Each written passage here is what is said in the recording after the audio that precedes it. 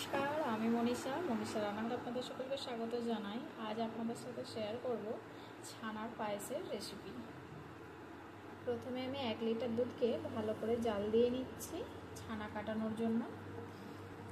দুধটা কিন্তু ভালোভাবে ফুটে এসেছে। এবার আমি সুইচটা অফ করে দেব। অফ করে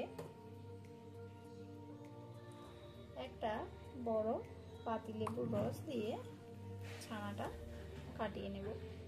লেবুর রসটা দেওয়ার পর এইভাবে খুন্তিটা দিয়ে নাড়াতে চাড়াতে থাকবো, তাহলেই ছানাটা কেটে যাবে। দেখতে পাচ্ছেন, একদম কয়েক সেকেন্ডের মধ্যেই ছানাটা খুব সুন্দর হয়ে কেটে গেল। ছানাটা কাটিয়ে নিয়েছি, এখন একটা পাতলা রুমাল দিয়ে ছেঁকে নেব।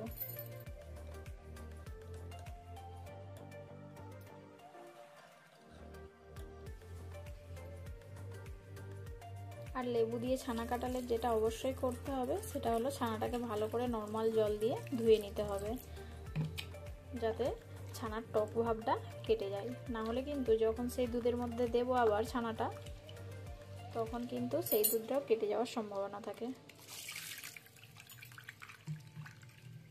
এইভাবে রুমালটাকে একটা ছাঁকনির ওপর রেখে দেবো, এক্সট্রা জলটা যাতে ঝরে যায়।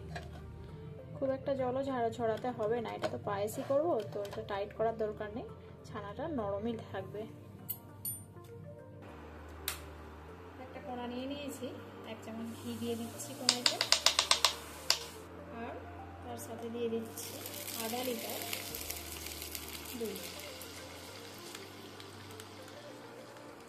দুধটাকে আমি মিডিয়াম আঁচে রেখে জাল দিয়ে নিচ্ছি যতক্ষণ না অর্ধেকটা হয়ে আসে।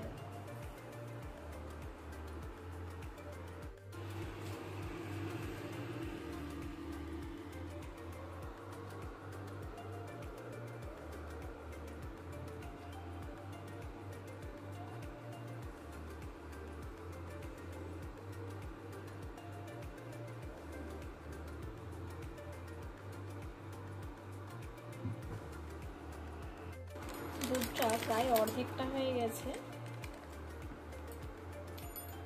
এবার এখানে আমি গুঁড়ো দুধ অ্যাড করছি। আমি এখানে 2 প্যাকেট গুঁড়ো দুধ ব্যবহার করলাম। এটার কোয়ান্টিটি আছে 50 গ্রাম, টোটাল 100 গ্রাম গুঁড়ো দুধের ব্যবহার করলাম। আর দিচ্ছি চিনি, ওই 100 গ্রাম মতো চিনি দিলাম। সব কিছু ভালো করে মিক্স করে নেব। এখানে গুঁড়ো দুধের পরিবর্তে কনডেন্স মিল্কও ব্যবহার করা যায়। দুটোর মধ্যে যে কোনো একটা ব্যবহার করতেই হবে, কারণ পায়েসে এই দুটোর মধ্যে যে কোনো একটা না দিলে পায়েসের ঘনত্বটা ঠিকঠাক আসে না, টেক্সচারটা অতটাও পুরু হয় না। এবার অ্যাড করব ছানাটা। ছানাটাকে হাতে করে হালকা মতো ভেঙে নিচ্ছি, বাস এই মতো, খুব একটা গুঁড়ো করব না।